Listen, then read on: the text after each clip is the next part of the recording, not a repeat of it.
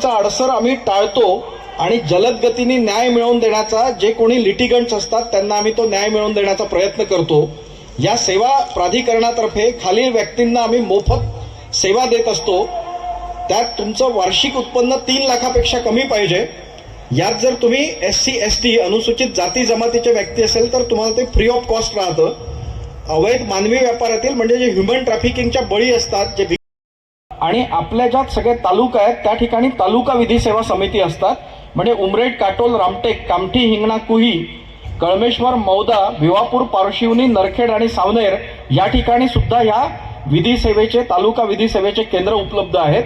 तिथले जे जज असतात, तिथले जे न्यायाधीश असतात आणि त्यांच्यासोबत मी जसं एक पॅरालिगल व्हॉलेंटियर, जिल्हा विधी सेवा स्वयंसेवक म्हणून काम करतो, तसे प्रत्येक तालुका लेव्हलला 25 एक जण असतात विधी सेवा स्वयंसेवक म्हणून आणि 25 जण पॅनेल ॲडव्होकेट्स म्हणून असतात।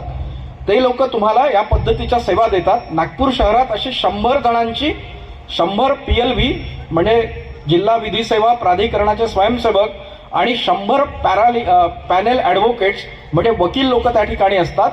आझाद सरांनी जवळजवळ एक 8 ते 10 जणांची नेमणूक केलेली आहे, जे ॲक्यूज म्हणून येतात पण त्यांच्याकडे काही साधन संपत्ती नसते आणि ते कदाचित जेलमध्ये खितपत पडलेले असतात किंवा ते वकील नेमू नाही शकत, अशांकरता जिल्हा विधी सेवा वकील देणार आहेत।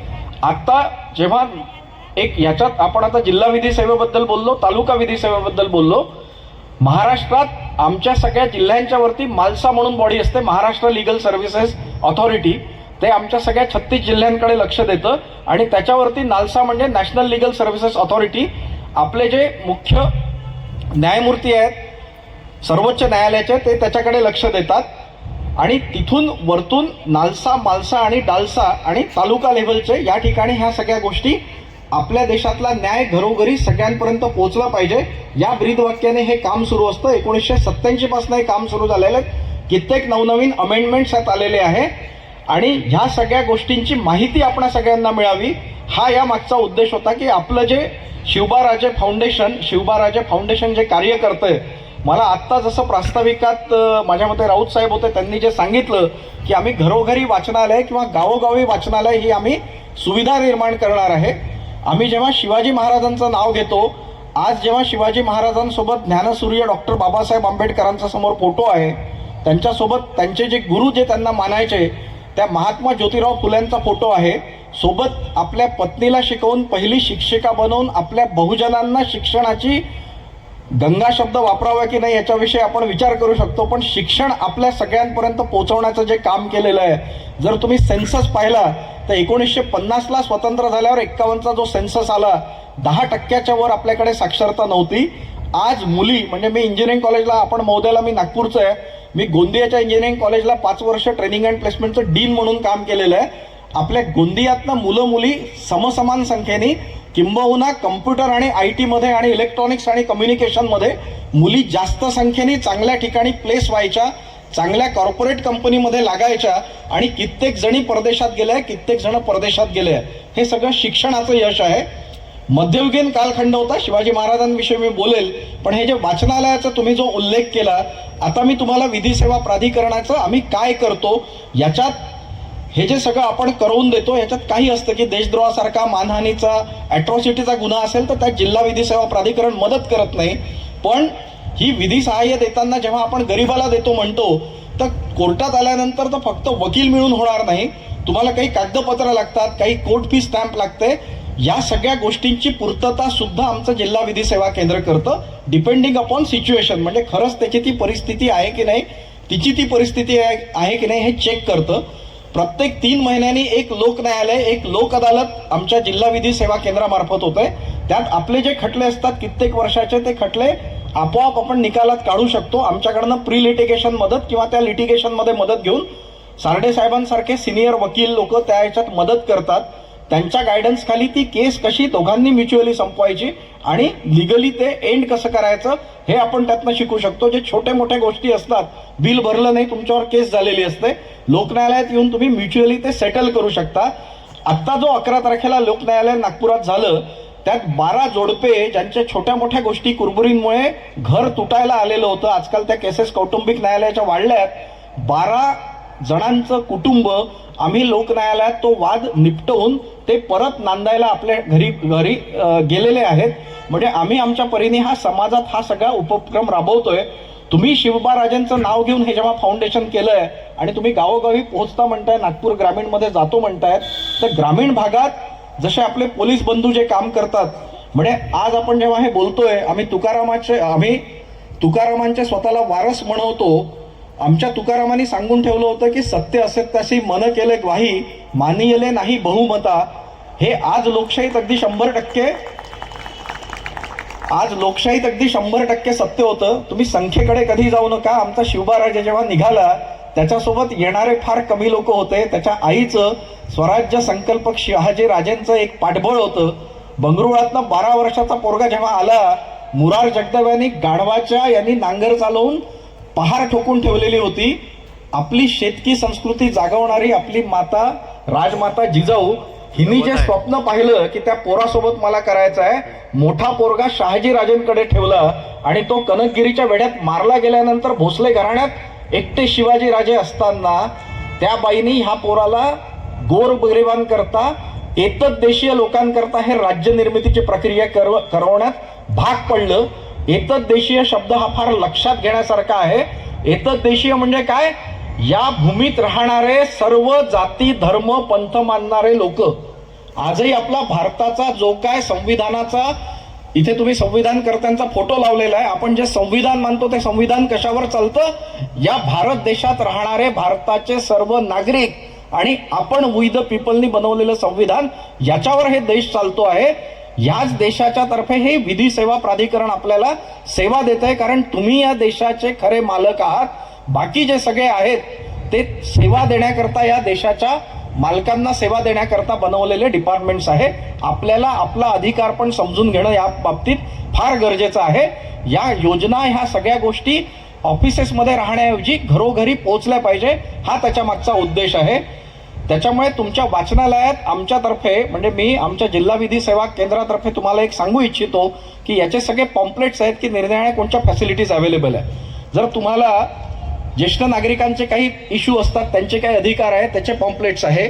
मध्यस्थी करता काय केलं पाहिजे याचे पॉम्पलेट्स आहे. इतर सगळ्या गोष्टी आहेत त्याचे पॉम्पलेट्स, बुकलेट्स आणि काही पुस्तकं अवेलेबल आहेत.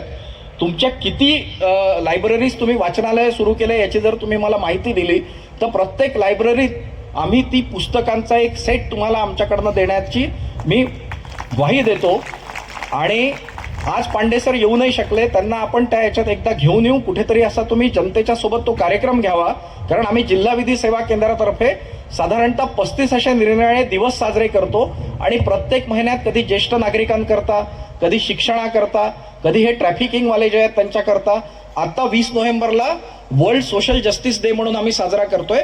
मांगारुडी लोकांची कन्हानला वस्ती आहे. आजच आमचं बोलणं झालं, 20 तारखेला आम्ही तिथे जाऊन वर्ल्ड सोशल जस्टिस डे, म्हणजे सामाजिक न्याय कसा मिळाला पाहिजे आणि सामाजिक न्याय कसा लोकांपर्यंत पोहोचला पाहिजे, याच्याकरता आम्ही तो उपक्रम राबवणार आहे. तर हे झालं जिल्हा विधी सेवेबद्दल. आता थोडक्यात शिवाजी महाराजांच्या नावाने इथे आलोय म्हणून शिवाजी महाराजांच्या विषयक जे माझं स्वतःचं आकलन आहे ते सांगायचा थोडक्यात मी प्रयत्न करतो. 3 गोष्टी मी त्यांच्याविषयी सांगणार आहे. एक म्हणजे त्यांनी निष्ठा कशी निर्माण केली. दुसरी गोष्ट म्हणजे आज आपला भारत देश आहे, आपण आज स्वतःला लोकशाही म्हणवतो. लोकशाहीतही आपण राजांचं, म्हणजे राजेशाहीचं किंवा स्वतःला राजे म्हणवणाऱ्या शिवाजी राजेंच्या विषयी इतकं का आपल्या सगळ्या जनतेला प्रेम आहे याच्याविषयी मी थोडंसं विवेचन करेन. आणि तिसरी गोष्ट म्हणजे यातून आपण शिकून कुठे पुढे जायचंय. कारण काळ जसा बदलतो, बदलत्या काळानुसार आपल्याला बदलणं हेच सृष्टीचं मेन असणारं नियम आहे. परिवर्तन हा सृष्टीचा नियम आहे. आता या घटकेला जे असतं ते पुढच्या घटकेला कधीही नसतं. आणि सृष्टी अशी नित्य नूतन असल्यामुळे ती सतत जशी बदलती असते, तसं प्रबोधनकारांनी जसं शिवाजी महाराजांविषयी म्हणाले होते की 33 कोटी देवांची अख्खी पलटण बाद करायची ताकद या एकट्या शिवाजी या नावामध्ये आहे. आणि जेव्हा तुम्ही त्यांना शिवबा राजे म्हणता, हे तुमच्या आमच्या मनाचं आहे. आज लोक छत्रपती शिवराय म्हणतात, पण आमच्या जिजाबाईंनी जेव्हा त्या पोराला या देशातल्या महिलांवर कोणी डोळा वाकडा करून पाहणार नाही हे जेव्हा तिने सांगितलं, जेव्हा 15 वर्षाच्या पोराने वाईट बदफैली कर्म करणाऱ्याचा चौरंग केला आणि त्याच्यानंतर कधीही जेव्हा शिवबांची सेना गेली तर या देशात पहिल्यांदा असं घडलं की या देशातल्या प्रत्येक महिलेला प्रत्येक बहिणीला, प्रत्येक आईला, प्रत्येक बायकोला, प्रत्येक जी महिला आहे तिला असं वाटायचं की माझा पोरगा, माझा भाऊ, माझा वडील या शिवबाच्या सेनेत गेला पाहिजे, कारण आपण काहीतरी वेगळं घडवतोय. 350 वर्षाचा जो आपल्याकडे पारतंत्र्याचा अंधार होता महाराष्ट्रात रामदेवरायानंतर, जो रामदेवराय त्याकाळी स्वतः दिल्लीत गेला होता आणि आपण दिलेल्या पैशातनं दिल्लीचं ऐश्वर पाहून खाली मान घालून वापस आला होता. आमचे शिवाजी महाराज जेव्हा 3000 लोक घेऊन दिल्लीत गेले, जो औरंगजेब इतका कट्टर होता की त्यांनी स्वतःचे रक्ताचे 36 नातेवाईक मारले. दाराशिकोचं मुंडकं कापून जेव्हा आणलेलं होतं त्या जल्लादांनी, जेवत असताना थाली तशी ठेवून तो त्याच्याजवळ जाऊन त्यांनी केस असे दूर करून पाहिले की डोक्यात पडलेली खोक, राजपुत्राचं रक्त दिसलं नाही पाहिजे, हे दाराशिकोचं मुंडकं आहे की नाही आहे म्हणून. ज्या सिपीर शिकोला पकडून जेव्हा ग्वाल्हेरला ठेवण्यात आलं, सर्वात सुंदर होता मुघल राजघराण्यातला, त्यांनी सांगितलं होतं की काका चाचा मेरे को मारोगे तो मेरे को अफीम पिला के मत मारो, मेरे को बिलकुल अच्छा दिखते हुए मरना है. तरी त्यांनी त्याला तसं मारलं. स्वतःचा मोठा पोरगा सुलतान मोहम्मद शुजा सोबत आपल्या काकासोबत मिळाला, कारण त्याला अशी बातमी आली की हा आणि मुराद हरलेला आहे. त्या सुलतान मोहम्मदला किल्ल्यात ठेवून तो मेल्यानंतर जेव्हा त्याच्याकरता तो फातिहा पढायला गेला आणि तेव्हा त्या हुमायूनच्या कबरीच्या ठिकाणी जेव्हा दाराशिकोच्या कबरीवर साधी चादर अंथरलेली होती, तर हा त्याच्यावर चिडला की हे काय करतोय, दाराशिको परत जागा झाला पाहिजे की नाही झाला पाहिजे. जगाच्या इतिहासातलं एकमेव उदाहरण आहे की 3000 लोकांसोबत कैदेत पडलेला माणूस, भोसले घराण्याचे दोन्ही वारस शिवाजीराजे आणि संभाजीराजे, शिवाजींचं वय 36, 9 वर्षाचे संभाजीराजे अटकेत पडले आग्रेत आणि आग्र्यातनं त्यांनी 4 महिन्यात सगळ्यांना सोडवून आणलं. कोणी तोतया निर्माण झाला, कोणीही झाला नाही. आपल्या जिजाऊ राजमातेनी पूर्ण राज्य सांभाळलं की 1 सेंटीमीटर जागा, 1 इंच जागा सुद्धा कोणी जिंकून घेऊ शकलं नाही. तुम्ही विचार करा, जेव्हा माणसं असे घडतात, जेव्हा अशा पद्धतीचं राज्य राहतं, तेव्हा ते राज्य सतत वर्धिष्णू वाढत असणारं राज्य असतं. त्याच्यामुळे आज आपल्याला शिवाजी महाराजांची आठवण करावी लागते. निष्ठेबद्दल जे मी सांगणार आहे, निष्ठा म्हणजे काय? हंबीरराव मोहितेंचं नाव सगळ्यांना माहीत असेल, स्वराज्याचे सेनापती होते. हंबीरराव मोहितेंचं आणि नातं कसं आहे की हंबीरराव मोहित्यांचे जे वडील आहेत, त्यांची बहीण तुकाई शहाजीराजांची दुसरी पत्नी होती. शहाजीराजांना शिवाजी आणि संभाजी मोठे, शहाजी दुसरे, जिजाबाईपासून झालेले 2 अपत्य आणि व्यंकोजी राजे, एकोजी राजे आपण म्हणू शकतो, हे तिसरे अपत्य. हंबीरराव मोहितेंच्या 2 बहिणी होत्या, सोयराबाई मोहिते आणि अण्णूबाई मोहिते. सोयराबाई मोहिते शिवाजी महाराजांच्या द्वितीय पत्नी आणि अण्णूबाई ह्या व्यंकोजी राजाच्या पत्नी. म्हणजे विचार करा. आणि त्याच्यानंतर हंबीरराव मोहितेची जी ताराबाई नावाची पोरगी होती ती राजारामाची पत्नी झाली. आणि जेव्हा शिवाजी महाराजांचा मृत्यू झाला, प्रधान मंडळातल्या लोकांनी कट करायचा प्रयत्न केला की सोयराबाईंचा पोरगा 9 वर्षाचा, त्याला आपण सत्तेवर बसवणार आणि मामाला आपण त्याचा रिजंट बनवणार किंवा सेनापती बनवून मामाला पुढे करून आपण हे राज्य संभाजीला दूर करणार. तेव्हा या हंबीरराव मोहितेंनी ठणकावून सांगितलं की राज्य कसं चालत असतं, राज्याचा जो खरा वारसदार असतो त्याच्यासोबत राज्य चालवताना रक्ताचं नातं, पैशाचं नातं कधीही कामाचं नसतं. राज्य विचारावर चालत असतो आणि हा विचार जिजाऊंचा, शहाजींचा आणि शिवाजींचा पेरलेला होता. त्या हंबीरराव मोहितेने ते फॉलो केलं. जोपर्यंत हंबीरराव मोहिते एक सेनापती म्हणून बाजू सांभाळत होते, तोपर्यंत औरंगजेबासारखा कसलेला सेनापती, जे आजच्या बामियांमध्ये जाऊन तिथल्या पठाणांना हरवणारा माणूस होता, वयाच्या 14व्या वर्षी जेव्हा हत्ती उधळले तेव्हा दाराशिको मागच्या मागे पळाला, पण हा छोटी तलवार घेऊन त्या हत्तीसमोर उभा झाला होता. तो औरंगजेब आपल्या याच्यात कोणते युद्ध जिंकू शकत नव्हता. स्वतःचा मुकुट खाली पाडून तो म्हणाला की जोपर्यंत मी संभाजीला पकडणार नाही तोपर्यंत मी मुकुट डोक्यावर घालणार नाही. आणि विचार करा, हंबीरराव मोहिते आपला सेनापती तोफेचा गोळा लागून मरण पावला. त्याच्यानंतर काही दिवसांनी संभाजीराजे पकडले गेले. पकडल्या गेल्यानंतर जेव्हा येसुबाई शाहूराजे, शिवाजीराजे दुसरे शिवाजी जेव्हा कैदेत आले, संताजी घोरपडे आणि धनाजी जाधव यांनी जेव्हा त्यांच्या विरोधात परत उठाव केला, राजाराम महाराजांविषयी इतकी माहिती इतिहास देत नाही, पण शिवाजींचा तो पुत्र असणारा राजाराम जेव्हा 19व्या वर्षी खाली चालला होता दक्षिणेमध्ये, तेव्हा हत्तीवर बसून तो सुद्धा युद्ध करत होता, युद्धोन्मानात न्हावून निघालेला होता. असं एक चित्र आणि असं एक वर्णन सापडलेलं आहे. या शिवाजीच्या घराण्यात जे असं होतं की राजाराम सुद्धा लढायला जेव्हा त्यांनी सुरुवात केली तेव्हा तो खाली जाऊन स्ट्रॅटेजिक डेपच्या जंजीत जाऊन थांबला. हे कैदेत गेल्यानंतर 1689 ते 1697 संताजीचा दग्यानी दगाफटक्यानी खून करेपर्यंत नागोजी मानेने आपण अशा पद्धतीने युद्ध त्यांच्यावर पलटवलं होतं की मुघलांचे घोडे पाणी प्यायला घाबरायचे, तर ते लोक म्हणायचे की तुम्हाला पाण्यात संताजी धनाजी दिसतात का? तेव्हा तुम्ही समजून घ्या की त्यावेळी जेव्हा संताजी घोरपडेंना मारून त्याचं मुंडकं कापून एका बास्केटमध्ये ठेवून दाखवायला जेव्हा आणलं औरंगजेबाला, तेव्हा पहिल्यांदा येसूबाई राणी सरकारांनी, जिला सखी राज्ञी जयती म्हणून समान अधिकार दिला होता आपल्या शंभूराजेंनी, त्या बाईनी एक पत्र पाठवलं. तिथे पत्राने म्हणजे त्याला एक पत्राचं हे दिलं की मला आज भेटायचं येऊन दरबारात. याला आश्चर्य वाटलं की बा जी राणी शिवाजीची सून इतके वर्ष आपल्याला काही मागत नव्हती, ती आपल्याला आज भेट का मागते? आणि जेव्हा भेटीला आले तेव्हा येसूबाई आपल्या शिवाजीराजे म्हणजे शाहू राजांना सोबत घेऊन आल्या. आणि आल्याबरोबर त्यांनी त्या भरलेल्या दरबारात सांगितलं की शाहूराजे, तुम्ही यांना मुजरा करा. यांनी तुमचे सैनिक आणि सेनापती म्हणून तुम्हाला अनगिनत वेळा, लाखो वेळा मुजरा केला असेल, पण यांनी स्वतःचा जीव आपलं राज्य वाचवण्याकरता दिलेला आहे. राज्य वाचवणाऱ्याकरता दिलेला जीव आपल्या सैनिकाचा आणि सेनापतीचा जरी जीव गेला तरी तुम्ही त्याला मनात लक्षात ठेवा आणि तुम्ही त्याला त्रिवार मुजरा करा.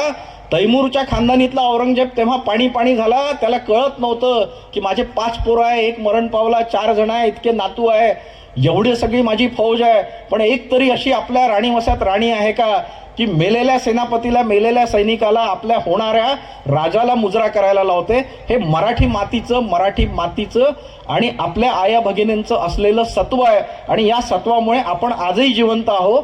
कारण इस्लामचा उदय झाल्यानंतर 637ला पहिला नोन हल्ला आपल्या भारतावर 637ला झाला. पहिला जिंकलेला भाग होता 712ला त्यांनी आताचं जे सिंध आहे ते जिंकलं. आणि त्याच्यानंतर त्यांना नाव घेण्याजोगता विजय जो मिळाला तो आताचं जे काबूल आहे त्या ठिकाणी सुबुद्दीन जो आपला गझनीच्या मोहम्मदचा बाप होता, त्यांनी ते सुबुद्दीनने ते काबूल जिंकलं. म्हणजे त्यांना 200 काही वर्ष लागले काबूलपर्यंत यायला, आपला बाहेरचा प्रदेश जिंकायला. मोहम्मद घोरीने 1192ला दिल्ली जिंकली. आणि त्याच्यानंतर अल्लाउद्दीन खिलजीचा गुजराती 999 दिनारी मलिक काफूर जेव्हा द्वारसमुद्र करून कन्याकुमारीला गेला तर त्यांना साधारणतः 675 वर्ष लागले भारताच्या एका टोकापासून दुसऱ्या टोकापर्यंत जायला. तरी तेव्हाचा ओरिसा लढत होता. आसाममध्ये वेगळी परिस्थिती होती. महाराष्ट्रात थोडाफार उठाव होत होता. आणि एवढं झाल्यावरही 25 वर्षात विजयनगरचं राज्य निर्माण झालं. शीखांनी पंजाबात आपली वेगळी चळवळ सुरू केली की शीख लोक म्हणायचे शुरा सो पहचानिये, शुरा सो पहचानिये, जो लढे दीन के हेत, पुरजा पुरजा कटमरे, कभू न छोडे खेत. म्हणजे आपल्या मराठ्यांमध्ये लढवय्या आणि लढवय्या पंजाब्यांमध्ये ही समानता आहे. कशी आहे की आपल्या वारकरी पंथाची वीट ज्यांनी रचली तो नामदेव इथून आपल्या महाराष्ट्रातनं पंजाबात गेलेला होता. आजही पंजाबी लोक जेव्हा इथे येतात तर नामदेवांच्या करता ते आपल्याला नामदेव तुम्ही आम्हाला दिलं असं ते म्हणतात. असा आपला सगळा सांस्कृतिक प्रवाह आहे, खालून वर, वरून खाली, उत्तरेतून दक्षिणेत, दक्षिणेतून उत्तरेत. तर तुम्ही हे समजून घ्या की जेव्हा असं कोणी बोलतं तेव्हा भारत आज स्वतंत्र झाल्यावर एक जे नॅशनल डिफेन्स अकॅडमी असते ती नॅशनल डिफेन्स अकॅडमी फक्त आपल्या भारतात म्हणजे देशात एका ठिकाणी असते. ती नॅशनल डिफेन्स अकॅडमी आज आपल्या पुण्यात आहे. आपल्या जिजाऊ राणी सरकारांनी जे पुणे शहर वसवलं त्या पुण्यात खडकवासल्यात ते नॅशनल डिफेन्स अकॅडमी आहे. म्हणजे आजही आपला महाराष्ट्र या भारताचा खडगहस्त आहे.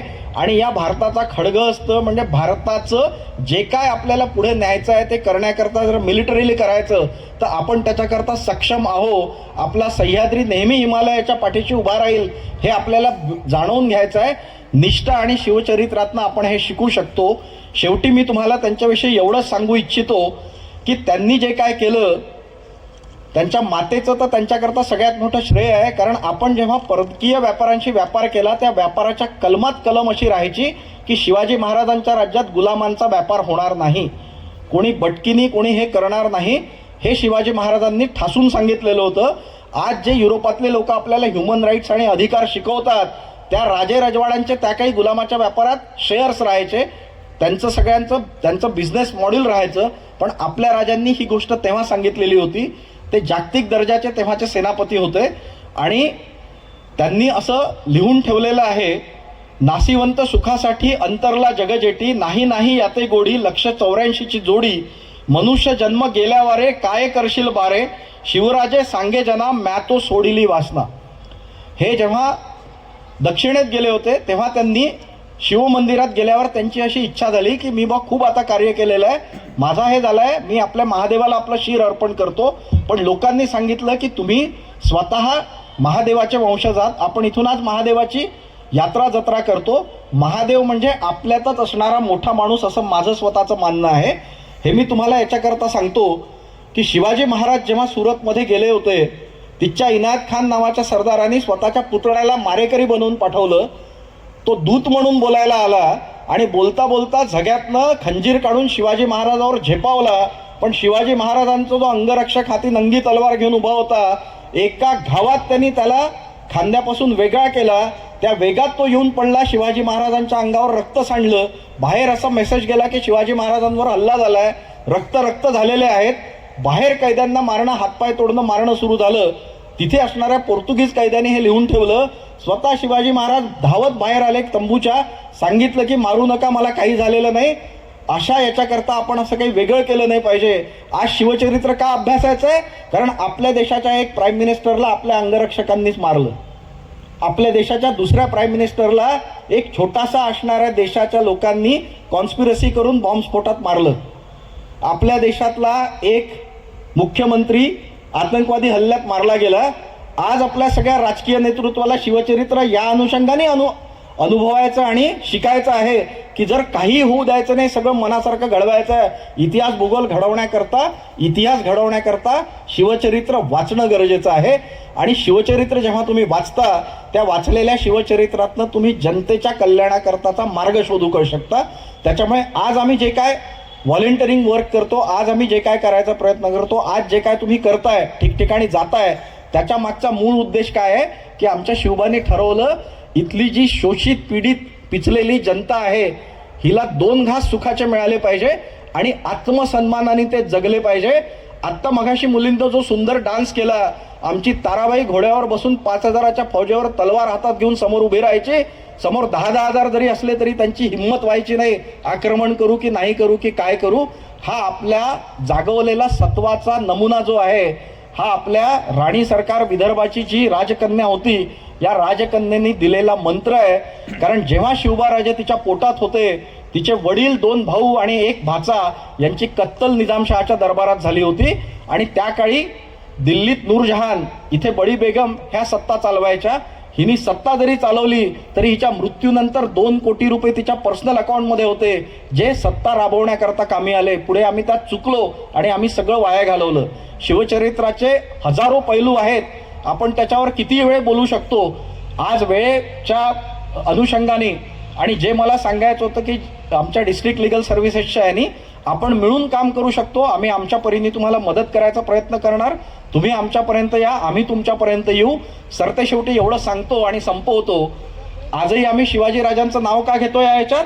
कारण जोवर भारतातल्या मनात, भारतात असणाऱ्या प्रत्येक माणसाच्या मनात जनतेच्या कल्याणकारी राज्याची आस राहणार आणि कल्याणकारी राज्य ही संकल्पना जिवंत राहणार, तोपर्यंत शिवाजी महाराज सगळ्यांच्या मनी मानसी जिवंत राहणार.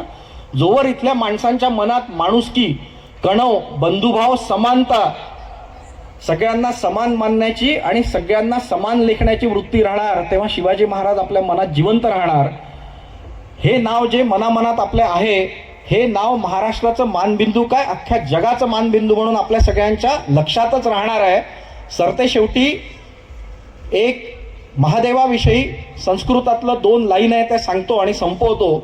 असं म्हणतात, तव तत्वम न जानामि कीदृशोसी महेश्वर, यादृशोसी महादेव तादृशाय नमो नमः. तुम्ही कोण आहेत, कसे आहेत हे आम्ही समजू शकत नाही. आपण मर्त्य माणूस आहो, आपण देवाला समजू शकत नाही. तरी पण हे महादेवा, हे महेश्वरा, तू जो कोणी आहे, तू जसा आहे असा असणाऱ्या तुला माझा नमस्कार असो. आम्ही शिवजीकडे जेव्हा पाहतो, शिवाजी महाराजांकडे, आम्ही आमच्या शंभू महादेवाकडेच पाहतो. आम्ही या देशातला सर्वात मोठा असणारा महादेव जो देव आहे त्याच्याकडे पाहतो आणि आम्ही त्याला नमन करतो. आणि आजन्म हे शिवाजी महाराज नाव कायम राहील अशी माझी स्वतःच्या मनाची ग्वाही आहे. तुम्ही माझं म्हणणं ऐकून घेतलं शांतपणे, मला इथे बोलवलं, मला इथे जो मान मिळाला त्याकरता मी आपणा सगळ्यांचा आभारी आहे, ऋणी आहे. आणि सरतेशेवटी छत्रपती शिवाजी महाराज की जय असं म्हणून मी माझं भाषण संपवतोय. धन्यवाद. आणि ती जिजाऊ मनात ठेवून आपल्या मुलाला सुद्धा घडवावं. तसंच आपण ताराराणींबद्दल सुद्धा आपण ऐकलेलं आहे सरांच्या तोंडून की खरंच असं व्यक्तिमत्व आजही जिवंत आहे का. आज आपण विचार करतो तर आपल्या मनात विचार येतं की शिवाजी आज म्हणजे ज्या स्त्रिया असतात त्यांची मनीषा अशी असते. आणि आनंद सर आणि बाकीचे माझे सहकारी, स्पेशली मी आताच धन्यवाद म्हणतो वानखेडे आणि ठाकरे दादांना. आणि स्पेशली माझा सहकारी आहे गेल्या 2 वर्षापासून राहुल. म्हणजे हळूहळू त्याच्यातले काही गुपित मला लक्षात येतात आहे, त्याच्यामुळे मी इथे आज मंचावर उपस्थित आहे तुमच्यावर. आता आनंद सरांनी 20 मिनटं छान हे तुम्हाला कोणा पक्क पकडून ठेवलं त्यांनी की इथून उठायचं नाही तुम्ही. वाटेल का तो माणूस कोण इंजिनियर आहे म्हणून, असं वाटतं की बाबा पूर्ण इतिहासकार आहे. एका शब्दालाही ते कुठेही अडखळले नाही. जसं काही समोर जसं आजकाल लीडर लोकांना समोर देतात ना काही, की ते तिथे टी व्हीकडे बघून बघतात आणि तिथे त्यांचं लिहिलं असतं. क्लिअर एकही फ्रॅक्शन ऑफ सेकंडसाठी ते थांबले नाही. तर असा व्यक्ती मी विचार करतो, मी बसलो होतो आता की नाही यार, माझ्या मुलं किंवा माझी मुली किंवा माझे मुलं असे पैदा व्हायला पाहिजे. शिवाजी महाराजांचं नाव सगळेच घेतात, वाय नॉट आनंद दादा. आणि कोइन्सिडन्स होता की आज पांडे सरांची तब्येत बिघडली गेल्या 15 दिवसापासून.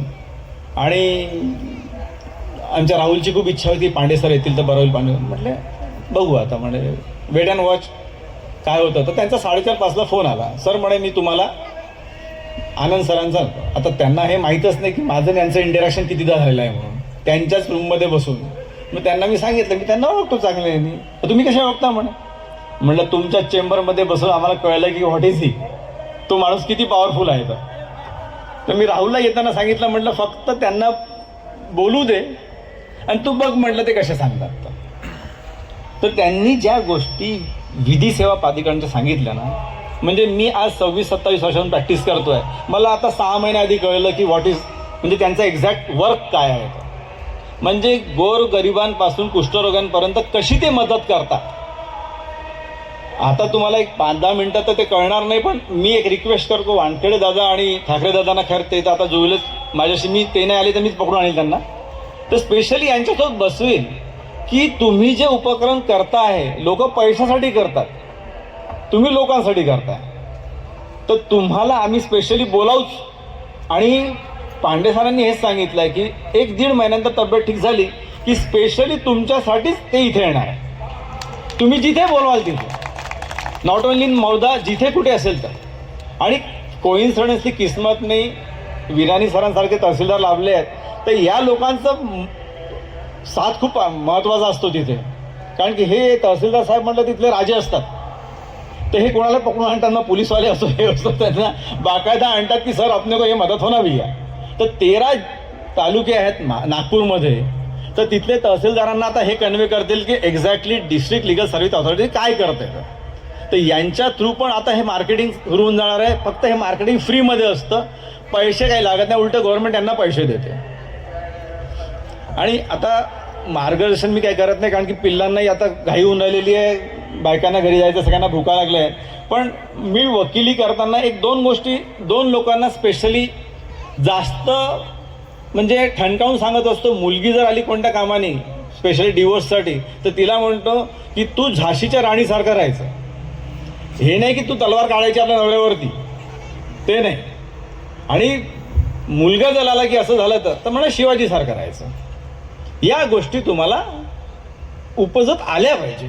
फक्त ते शिवाजी महाराजांचं 4थीमध्ये होतं आणि 5वीमध्ये होतं. आपण मी कोइन्सिडन्सने 97-98 मध्ये मी सांगलीला गेलो होतो. मी जस्ट 2-3 वर्षाची माझी प्रॅक्टिस होती. तर मी सांगलीमध्ये गेल्यानंतर मला दिसलं सकाळी सकाळी शिवाजी महाराजांच्या पुतळ्यासमोर सडा टाकून रांगोळी करून तिथे उदबत्ती लावल्या जाते. आपल्या इथे कुठे जात सांगा बरं. आणि जिजाऊ आपल्या विदर्भातली आहे. आपण विसरत चाललेलो आहे. 400-450 वर्षाआधी त्या काळामध्ये जलदुर्ग, सिंधुदुर्ग, कुलाबा सारखे किल्ले बांधलेले आहे. हे कदाचित नाव मुलांना माहीत नसेल आजकाल, कारण की ते सगळं पुसून टाकलं सगळ्या लोकांनी बालभारतीमध्ये वगैरे होतं. पण जे आपण एक्स्ट्रा आजकाल व्हॉट्सॲपमध्ये आहे, तर व्हॉट्सॲप युनिव्हर्सिटीमध्ये हे जास्त चांगलं कामाचं आहे. मला सांगा, तो कसा काय घुसला आपल्या इथे? एवढी मॉडर्न टेक्नॉलॉजी आहे आपल्याजवळ, काय नाही आहे आजच्या तारखेला, पण घुसला ना तो. आणि शिवाजी महाराजांच्या काळात नाही, कोणीच नाही घुसलं. ते जलदुर्ग म्हणजे सिंधुदुर्ग हे जे किल्ले बांधले आहे ते प्रोटेक्ट करण्यासाठी होते, की ते बांधल्या समुद्राच्या आतमध्ये. त्यावेळेस त्यांनी कुलाबा किल्ला बांधलेला अलिबागमध्ये आहे. चोहीकडून पूर्णपणे समुद्र आहे तिथे, आणि त्या कुलाबा किल्ल्यामध्ये खाली मधात विहीर आहे, ती गोड्या पाण्याची विहीर आहे. Can you imagine? मला सांगा, त्यांना तिथे ते आकलन कसं झालं? त्यावेळेस पण ते काठावळे घेतात, आजकाल ते जातात ना पाणी शोधायला, विहीर खोदायला. आज ते कुलाबा किल्ल्यामध्ये विहीर खोदली आहे आणि ती 20 फूट खाली आहे, जबकि ती लेवल असायला पाहिजे, कारण की समुद्र चोहीकडून आहे. तर हे शिवाजी महाराजांची जी विजन होतं. मी TV आता बघायचं तर शिवाजी महाराजांचं, तर असा जसं आम्ही बसलो आता, तर तिथून कोण येत आहे, तर तिथून व्यक्ती, तिथे तो एक मनोरा बनवला होता. त्यावेळेस सायंटिस्ट होते का? त्यावेळेस आर्किटेक्ट होते का?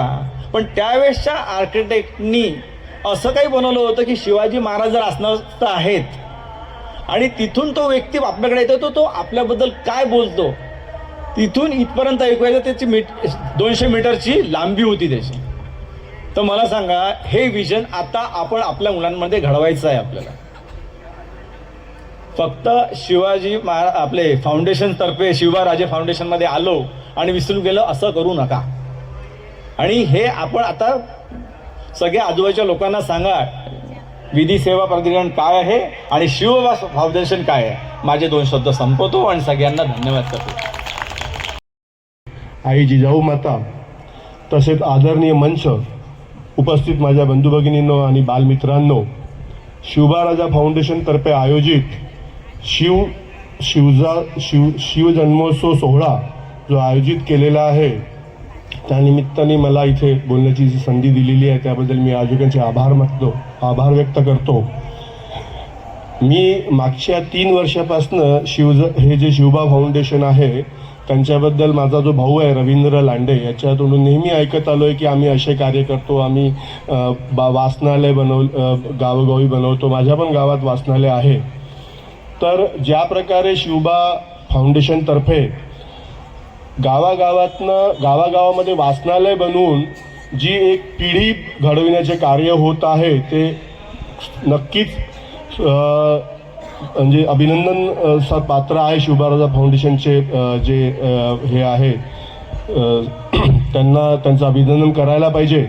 आणि गावागावात जे कार्यकर्ते निर्माण होतात, एक चांगलं व्यक्तिमत्व घडते. आणि मी पाहतोय जी मुली आणि जे ज्या प्रकारे समालोचन करतायत त्यांचं वक्तृत्व जे पाहतोय, तर ते नक्कीच म्हणजे चांगलं आहे. आणि गावागावात अशा प्रकारचं फाउंडेशनच्या माध्यमातून प्लॅटफॉर्म उभं करणं, मुलांकरिता निर्माण करणं ही चांगली गोष्ट आहे. त्यातनंच आपला समाज घडेल तर आपला देश घडेल. आणि शिवबाराजा फाउंडेशन तर्फे जे जुने किल्ले आहे म्हणजे इतिहासाची ओळख करून देण्याचे कार्यसुद्धा त्यांच्यातर्फे राबविला जाते. तर अशा प्रकारचे जे स्तुत्य उपक्रम राबविला जात आहे त्यातनं युवा पिढीला आपल्या इतिहासाची ओळख होत आहे. अशा सर्व जे त्यांच्यातर्फे राबविण्यात येणाऱ्या उपक्रमाबद्दल मी त्यांचं अभिनंदन करतो आणि त्यांच्या ह्या जन्मोत्सव सोहळ्याला शुभेच्छा देतो आणि इथे थांबतो. जय हिंद, जय महाराष्ट्र. जी महाराज यांना अभिवादन. सर्व महापुरुष ज्यांनी महाराष्ट्राच्या मातृभूमीसाठी स्वतःला अर्पण केलं आहे त्या सर्व महापुरुषांना स्मरण करून त्यांना अभिवादन. जमलेले सर्व अतिथीगण, सन्माननीय व्यासपीठ, पुढे असलेले सर्व प्रेक्षक यांचं मी शिवबाराजे फाउंडेशनतर्फे विशेष आभार मानतो आणि स्वागतसुद्धा करतो आहे. तसं अध्यक्षीय भाषण म्हटलं म्हणजे एक असं काही असतं की सर्व बोलून चुकलेलं असतं, शेवटी फक्त ते एक अध्यक्षीय भाषण तेवढं उरतं आहे.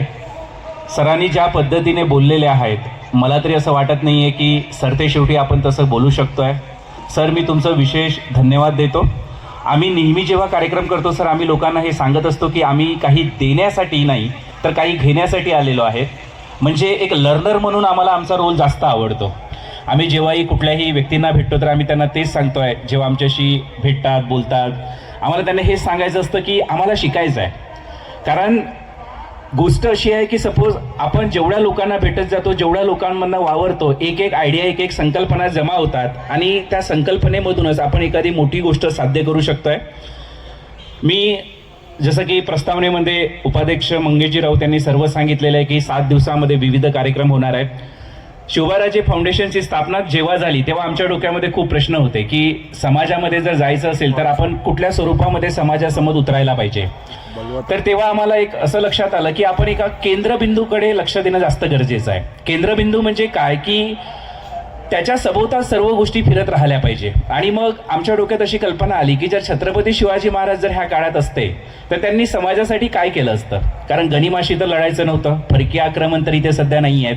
तर मग आम्हाला असं वाटलं की शिवाजी महाराजांनी ज्ञानाचं कार्य ह्या समाजात केलं असतं. आणि म्हणून मग आम्ही वाचनालय ह्या संकल्पनेतून समाजात जायचं ठरवलं, ज्या माध्यमातून आम्ही समाजातील सर्व गटांशी जोडू शकलो आणि प्रभावीपणे मागील 5 वर्षापासून काम करत आहोत. पण ही गोष्ट आम्ही गर्वाने नाही तर आनंदाने सांगतो आहे, कारण हे सर्व जे घडत आहेत हे सर्व वैचारिक लोकांमुळे आणि चांगले लोक जुळत गेले.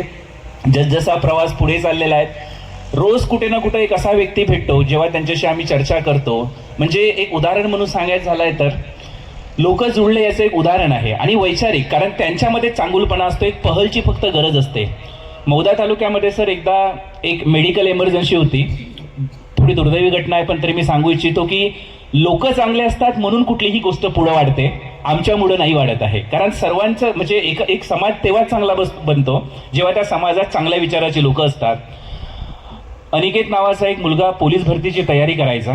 अचानक सकाळी जात असताना त्याचा अपघात झाला आणि अपघात झाल्या कारणाने त्याला ब्रेन इंजुरी झालेली होती.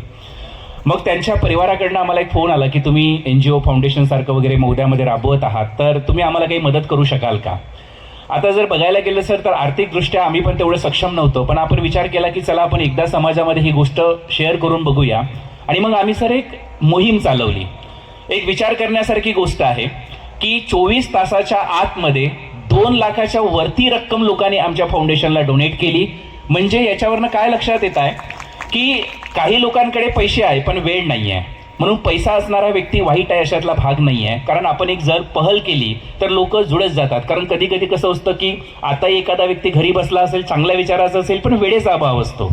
त्याच्यामुळे पण कधी कधी तो व्यक्ती आपल्यापर्यंत पोहोचत नाही. आणि म्हणून आपण असं मनात गृहीत धरणं की बाबा इथं आलेले लोक जे आहेत तेच फक्त चांगले आहेत, बाहेरचे तिथनं जे कार्यक्रमाला उपस्थित नाही आहेत ते वाईट विचारायचे, असं आम्ही कधीच समज बाळगत नाही.